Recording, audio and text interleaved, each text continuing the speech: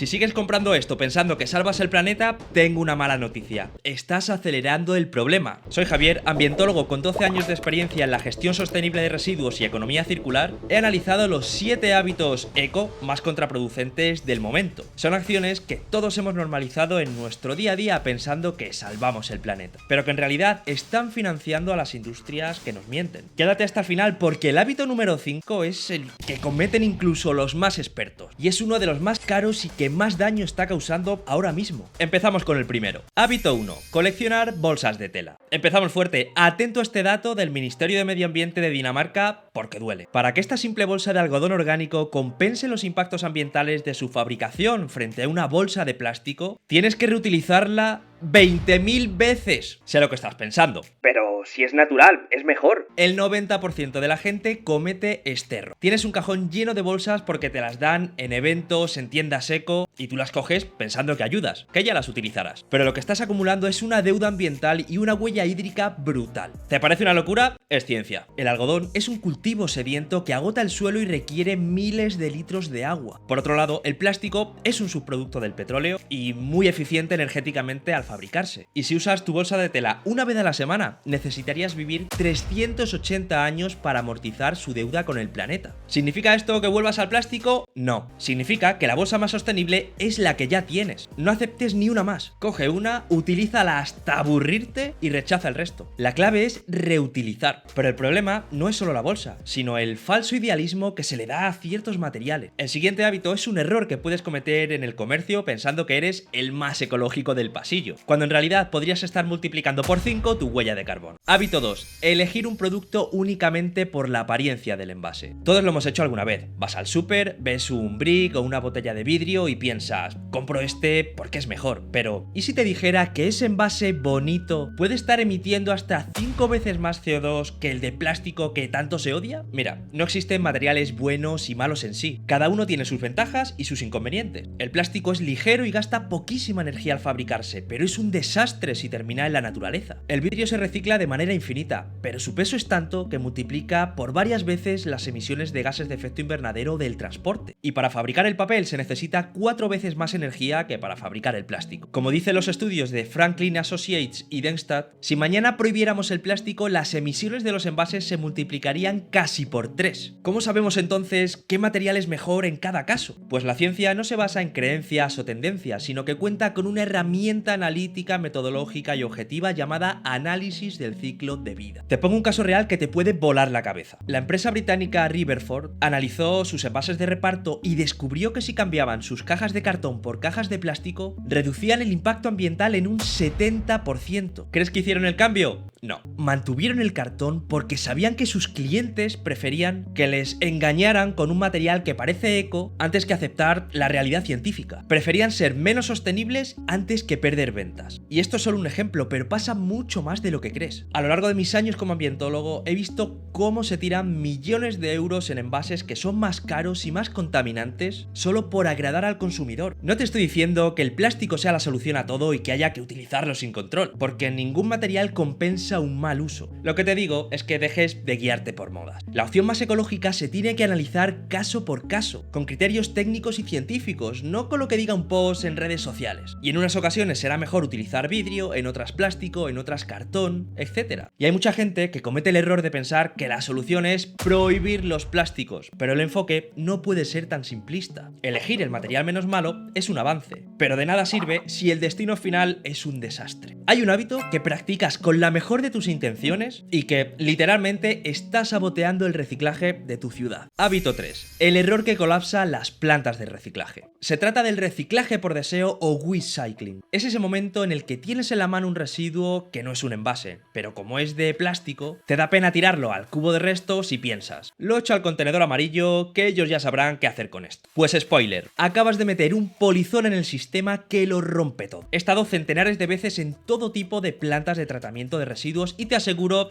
que no hay magia. El contenedor amarillo no es para plásticos en general, es solo para envases de plástico, metálicos, bricks, madera y cerámica. Sí, has oído bien. Y cuando tiras un residuo que no va ahí, se convierte en un impropio. Y no solo no se va a reciclar, sino que puede atascar las máquinas o incluso herir a los operarios que manipulan los residuos, como ya ha pasado muchas veces, incluso me ha pasado a mí en un brazo. Pero esto no solo pasa con el contenedor amarillo, sino con todos los contenedores de reciclaje. Mucha gente cree que está ayudando y lo hace con muy buena intención, pero la realidad técnica es que gestionar esos, por si acaso, cuesta millones de euros y contaminación, porque esos residuos tienen que transportarse luego a vertederos o incineradoras. Tu buena intención está encareciendo la gestión de residuos y dificultando el reciclaje de esos residuos que sí pueden reciclarse. Es literalmente un autosabotaje ecológico. Si tienes dudas de dónde se tira un residuo en concreto, llévalo al punto limpio o, como último recurso, tíralo al contenedor de resto. Separar bien los residuos en casa, que es lo que se conoce como reciclar, es mucho más útil que inundar las plantas de tratamiento con residuos que no deberían estar ahí. Pero cuidado, porque incluso si reciclas perfectamente, hay un engaño masivo que lo mismo ni conocías. Hábito 4. Pensar que los productos biodegradables desaparecen solos. Ver una frase bonita como "no soy plástico" o "envase sin plástico" y pensar que tienes permiso para tirarlo en cualquier lugar pensando que como es biodegradable desaparecerá mágicamente convirtiéndose en abono, es falso. Que esté hecho de almidón de maíz o de patata no significa que sea una flor y se pueda tirar en cualquier sitio. Si lo tiras en la naturaleza, se comportará igual que una bolsa de plástico normal, empeorando así la contaminación. El problema es que la etiqueta biodegradable sola, sin un apellido detrás, no significa nada. Es greenwashing. Todo es biodegradable. La cosa es en cuánto tiempo, si es en 500 años, en 6 meses, y el medio donde se biodegrada. Si es en suelo, si es en medio marino, si es en agua dulce, en compostaje. Muchos productos indican que son compostables, pero para tener la seguridad de que realmente se compostan sin ser tóxicos, tienen que estar certificados. Por ejemplo, con el sello OK Compost. Esto garantiza que si va a una planta industrial de compostaje, se degradará junto con la materia orgánica, transformándose en compost, o incluso en tu compostera de casa. Sin el sello es puro marketing con el que te pueden engañar. Y sé de lo que hablo porque conozco estas ecoetiquetas muy de cerca. Recuerda esto, un producto compostable es siempre biodegradable, pero un producto biodegradable no siempre es compostable. Me canso de leer comentarios de gente del estilo de "enterré una bolsa compostable en mi jardín y no desapareció, es un timo". A ver, alma de cántaro, enterrarlo no es compostar. Bajo tierra no se dan las condiciones de compostaje. No hay el oxígeno suficiente ni la temperatura adecuada. Decir que no funcionan porque no se degradan bajo tierra es como decir que los neumáticos de nieve son un timo porque no funcionan para cruzar el desierto. No es que no funcionen, es que no se están utilizando para lo que han sido diseñados. Y esto lo entiende cualquier persona con el cerebro en propiedad. Los productos compostables son perfectos para ciertas aplicaciones, como por ejemplo para utilizarlos en bolsas de basura para tirar tus residuos orgánicos en el contenedor marrón, porque estas bolsas se compostarán junto con la materia orgánica en las plantas y no hace falta separarlas, sino que se convertirán en compost. Y este es un ejemplo donde los productos compostables, que muchos son bioplásticos, funcionan de maravilla. La clave está en utilizarlos bien y no en abandonarlos a su suerte, porque como dice que es biodegradable o compostable, pues desaparecerá por arte de magia. Pero ahora llegamos a la promesa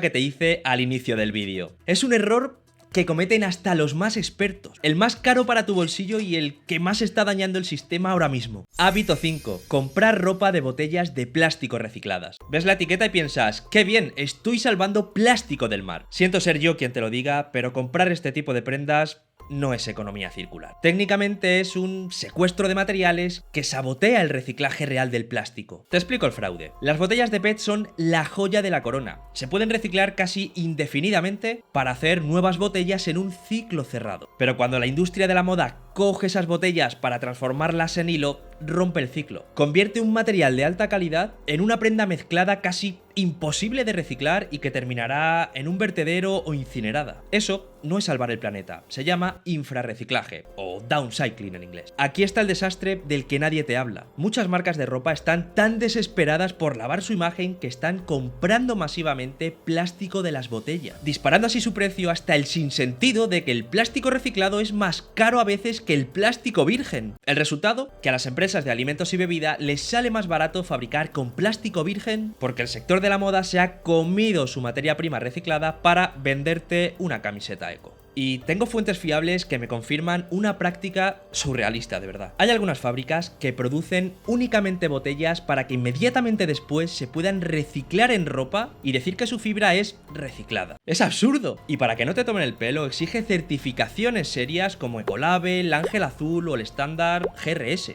Si solo pone eco o reciclado, desconfía. Podrías estar financiando un engaño. Y yo tengo algunas prendas hechas con botellas de plástico recicladas, que por cierto, me las han regalado la mayoría en cumpleaños y cosas así, pero desde que sé lo que supone para el reciclaje de botellas de plástico, lo miro con mucho recelo. ¿Y qué voy a hacer con ellas? ¿Tirarlas? No, ya que las tengo, las aprovecharé todo lo que pueda. Y tú puedes hacer lo mismo si tienes algunas. Ya hemos visto que las bolsas de tela no son santas, que el cartón no siempre es todo lo eco que parece, que reciclar mal un residuo por si acaso hace daño, que los biodegradables tienen su miga y que la ropa de plástico de botellas recicladas no es tan sostenible como puede parecer. Pero lo que viene ahora es distinto. Este hábito no ocurre en fábricas de Asia, ocurre en tu cocina y te está costando tiempo y dinero de forma innecesaria. Hábito 6. Lavar los residuos antes de reciclarlos. Hay gente que deja el brick de leche o el envase de yogur más limpio que su vajilla, gastando agua, jabón y tiempo en lavar los residuos. Y si haces eso, ¡felicidades! Acabas de convertir un acto ecológico en un sinsentido energético y en un despilfarro de recursos. Es verdad que en algunos países, por su sistema de gestión, te piden que laves los residuos antes de entregarlo para su reciclaje. Pero en España no es necesario. ¿Por qué? Porque en el proceso de reciclaje ya se lavan esos residuos, por lo que si los lavas en casa, estás duplicando el gasto de agua innecesariamente. Mi consejo profesional es que no los laves, vacíalos. Con que el envase no tenga restos de comida, que pueda gotear o manchar el resto de materiales, perfecto, es más que suficiente. Ahorra ese agua, ahorra tu tiempo y ahorra el dinero de tu factura. Ahorrar agua es clave, pero nos falta el elefante en la habitación, el estándar de oro del consumismo verde. Si estás pensando en gastarte los ahorros de tu vida para parecer más sostenible, detente. Lo que voy a contarte ahora del coche eléctrico va a cambiar tu forma de entender la movilidad para siempre. Hábito 7. Cambiar de coche solo para parecer más ecológico. Nos han vendido que comprar un coche eléctrico es como plantar un bosque. Y hay gente que jubila su coche de gasolina con tan solo 5 o 6 años para pasarse al eléctrico, a lo verde. Si ese es tu plan, tengo un dato